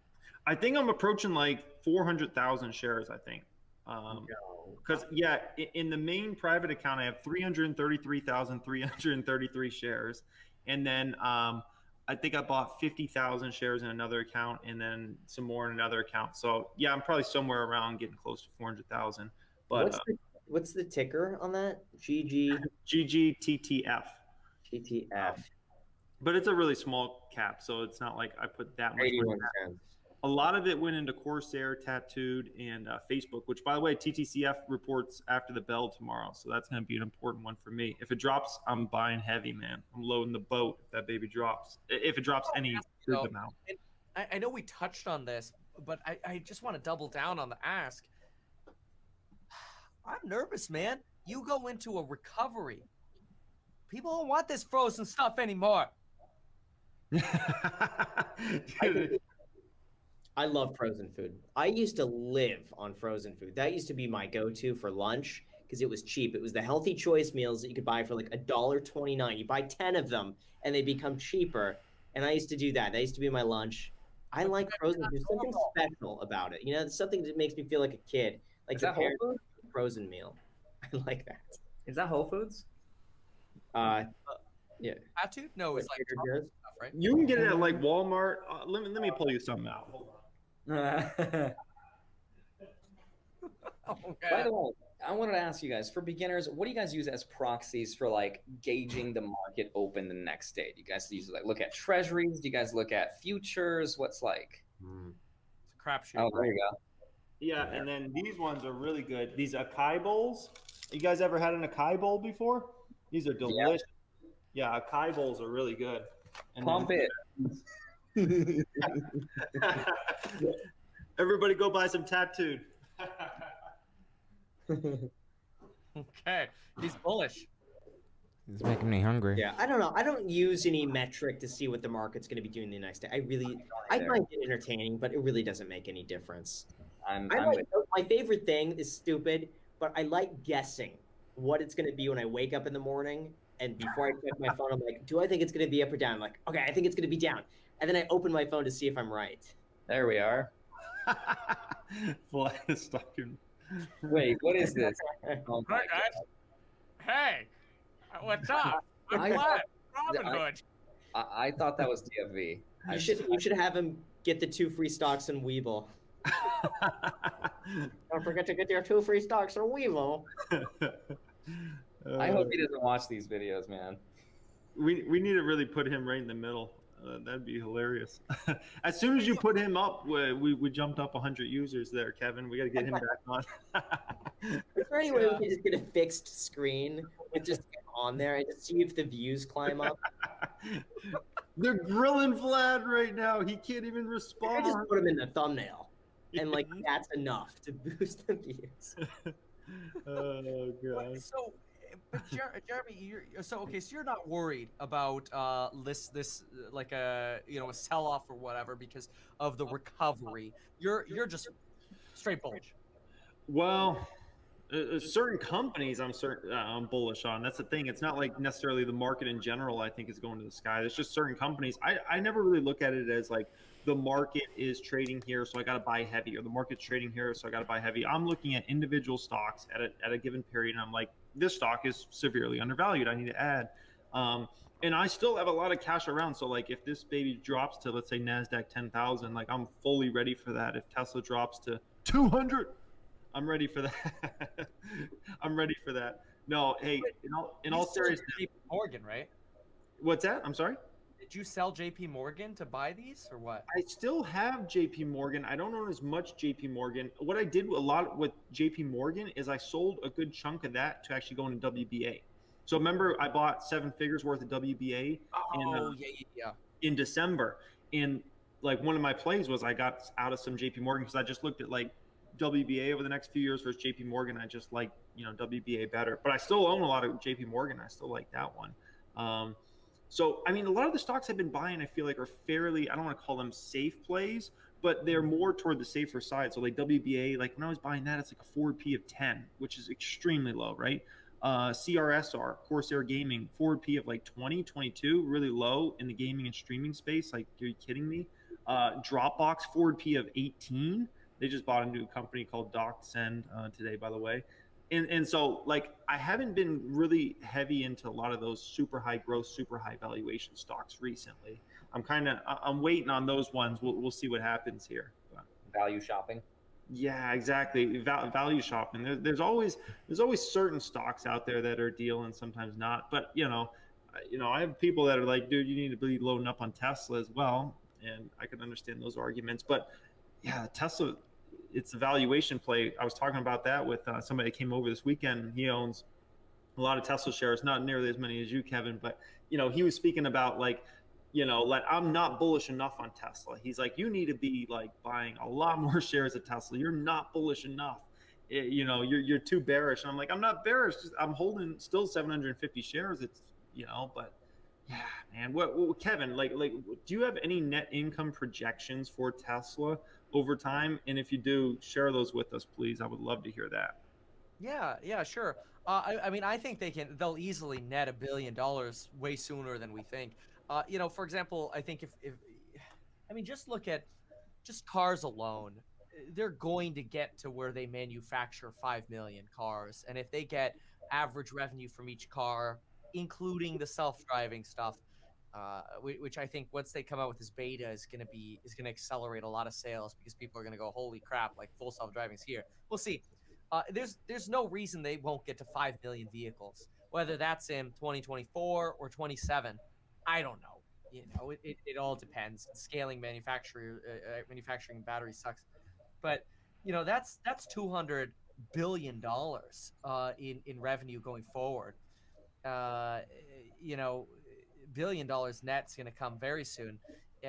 But this, if we get to $200 billion in revenue in 1 year, say it's 2026, right? And they have, I don't know, even a 15% profit on that. What is that? 200 times 15, 30 bill net in 2026 or something like that. And if they sell for, that's like a 20 times forward PE ratio, right? Because they're about 600 today, 20 times forward PE. I mean, that's a freaking bargain. We didn't even get started talking about mega packs, batteries, solar roofs, Tesla insurance, which nobody cares about and talks about. Graham, you use it.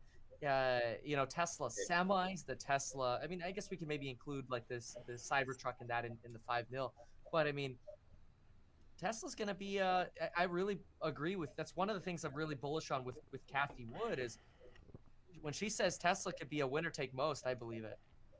So what's interesting when it comes to Tesla is I don't think anybody's factoring this in, but what if as Tesla decreases the cost of producing a Model 3, Model Y, or whatever. What if Elon just keeps dropping the cars by the same amount just so he can take market share, so the net income doesn't go up for who knows how long? He's just worried about market share, more cars, and things like that. That's because we have seen that.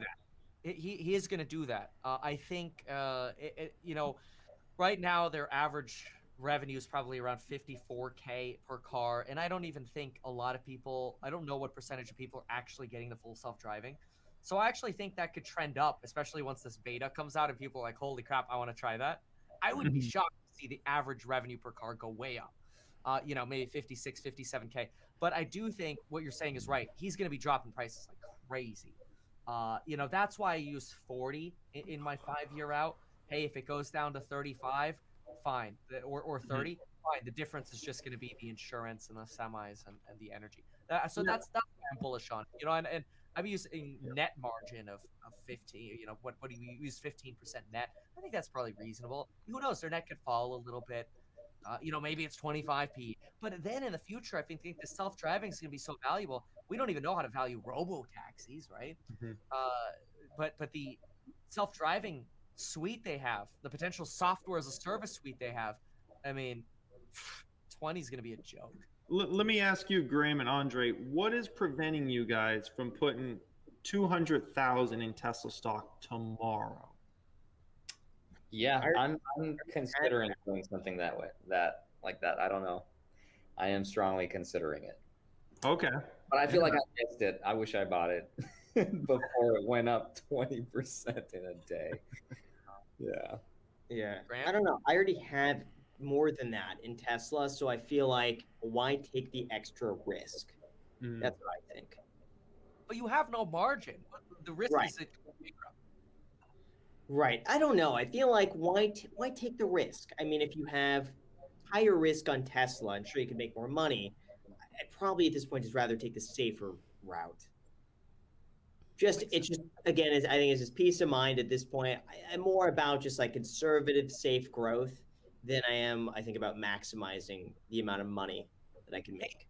I have to give it to you. I mean, look at the S&P over the last 2 weeks. I mean, what is it? Was it like down like 5% or something like that? I mean, my crap was down like 28%. I got smoked.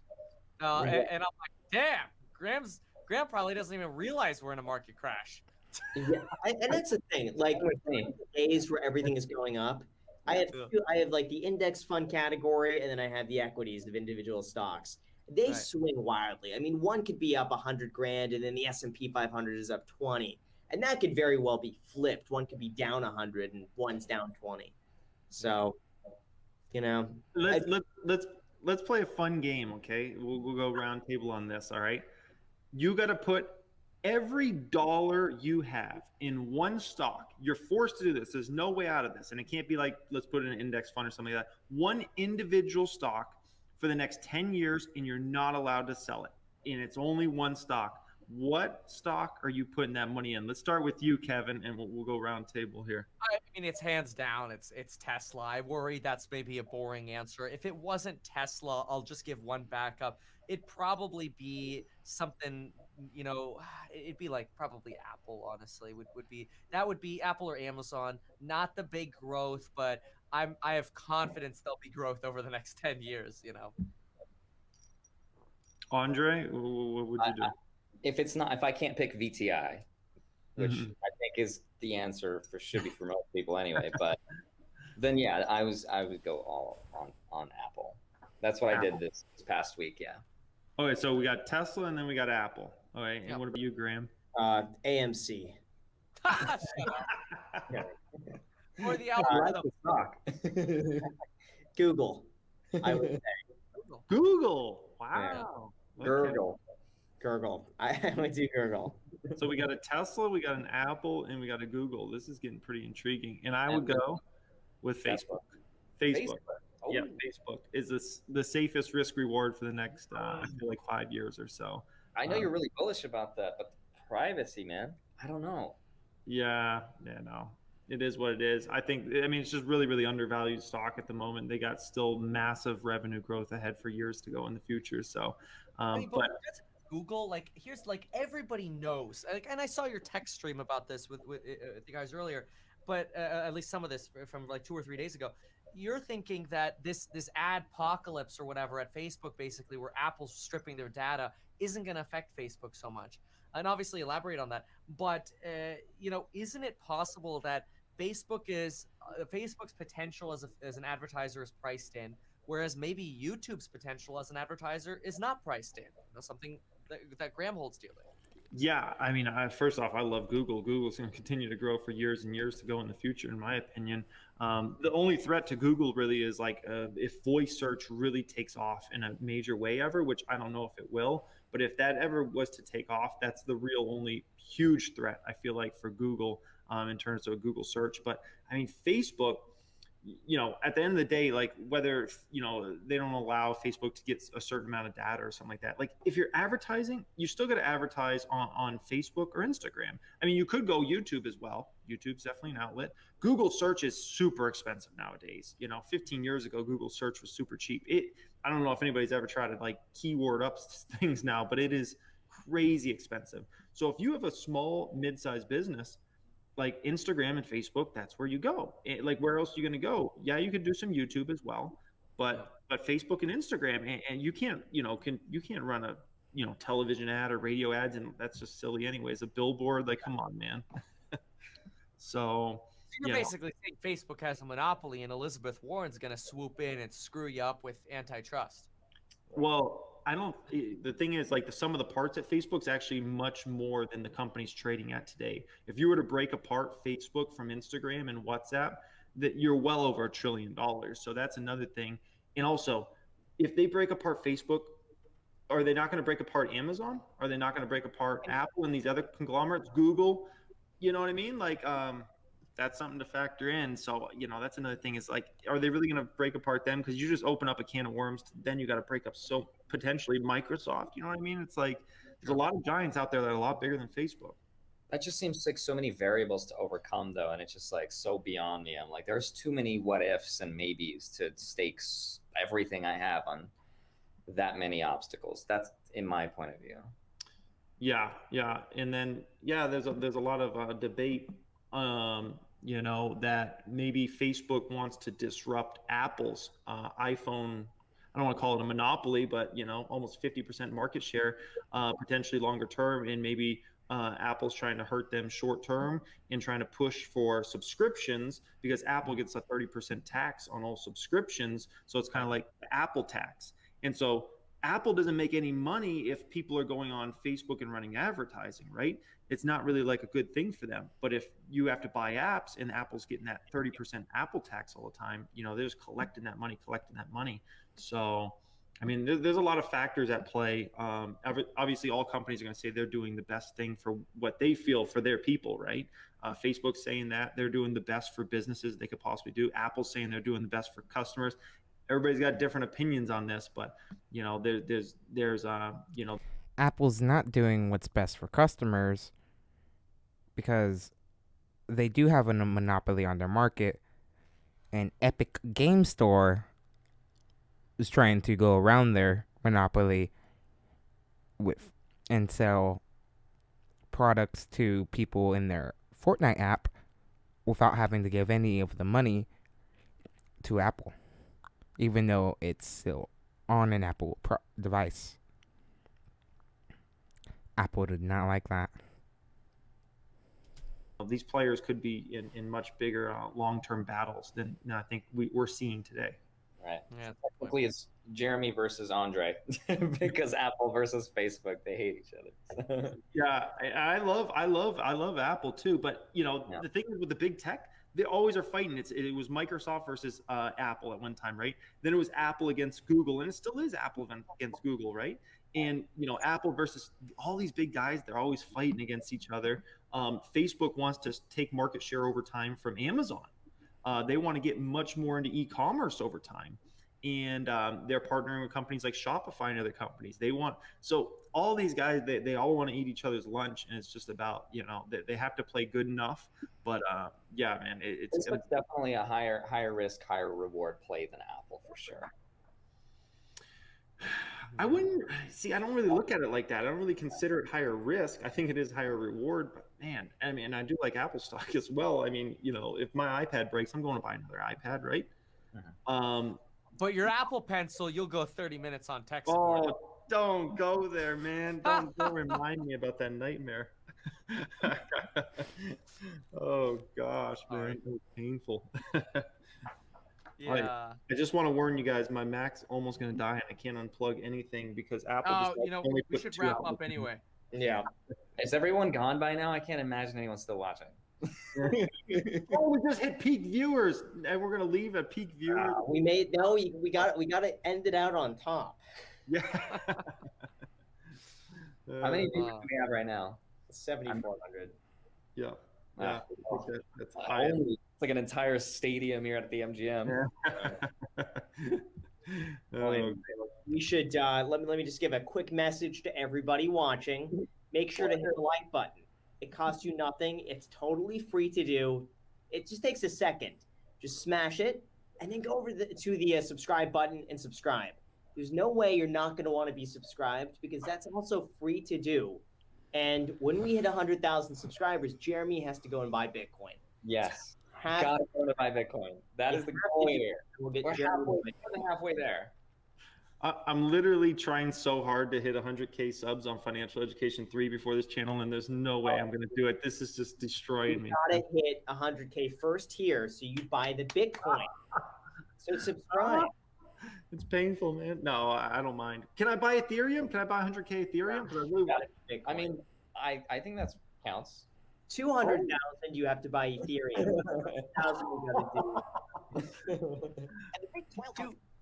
Dude, I gotta know really quick. Do you guys ever see like in your analytics when you look? Because I was just talking about likes and Jeremy, you get into 100K.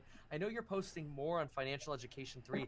Do you notice if you post more frequently than your usual in the week, you get like a higher because you always have unsubs every time you post a video or just every day that goes by. Do you see that if you post more like Jeremy and your 3 or Graham or Andre? I haven't noticed that. No. Yeah, I don't know. Graham or Andre, you guys post pretty consistently, so you're not really posting more. I'm trying to do a midweek video. I'm trying to do a Wednesday one. That's actually gonna be tomorrow. I'm dropping a Wednesday video, so I'm proud. What's it gonna be? It's gonna be the talk with Anthony Pompliano. So I just kind of ask people, ask me anything about Bitcoin. And speaking of, give me a title for the video. I was thinking, Bitcoin to 100K by 2021, because I may have given away. If that's what he talked about, if that's what he said. Is you think that's the well? I don't want to give away the punchline, but I guess I already did. So, well, I mean, if that's what he said, I feel like that's what you have to go with. Like, if he said, like, it could go to 1 million by 2024, then that's what I would use. It's 100, yeah, by 20. You got to do the next Bitcoin crash. How to prepare. I just did that one recently, though. I can't do that. Do it again. Yeah. Is his name Pump or Pomp, like P-U-M-P? Anthony Pompliano, but short for Pomp. Yeah. I thought it'd be cool to be like you just using his name. I think Pump. is great. Yeah. How did you get connected? That's freaking awesome. BlockFi, actually. I was speaking to him about BlockFi because they offered me to be a private equity partner, and I asked Pomp. I was like, "Hey, man, like, I know you're a big investor in BlockFi. Do you like it?" And they're like, "He's like, yeah, I was gonna give them 100 mil, but they only accepted 30." I was like, okay, all right. Are you gonna invest? When it comes to this, throughout the entire Thinking about it. I don't know. I'm not. I don't know.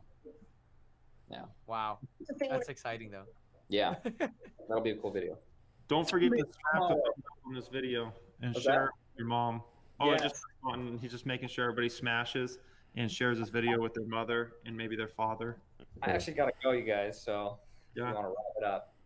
All right, we'll take off. Wrap it Good up, millennial Evan. money, everyone. Everyone watching the stream, if you found this helpful, consider sharing the video. I'm gonna end the stream. Thank you so very much for being here, and we'll Thanks, see guys. you in the next one.